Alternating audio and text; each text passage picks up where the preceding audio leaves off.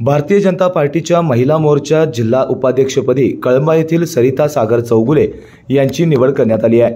ही निवड जिल्हाध्यक्षा रूपाराणी निकम यांनी केली आहे। या निवडीबद्दल शौमिका महाडिक यांचं सहकार्य लाभलं।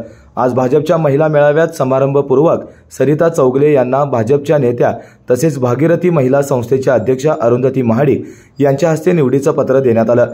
यावेळी अरुंधती महाडिक यांनी पंतप्रधान नरेंद्र मोदी यांचे देशाचे सर्वांगीण विकासाचे स्वप्न साकार करण्यासाठी महिला आघाडीने काम करावं असं आवाहन केलं।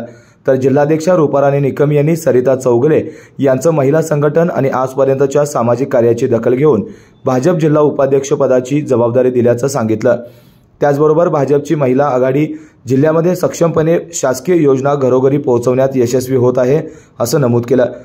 भाजप जिल्हा उपाध्यक्ष या पदाची दिलेली जबाबदारी आपण सक्षमपणे पार पाडू असा विश्वास सरिता चौगुले यांनी यावेळी बोलताना व्यक्त केला।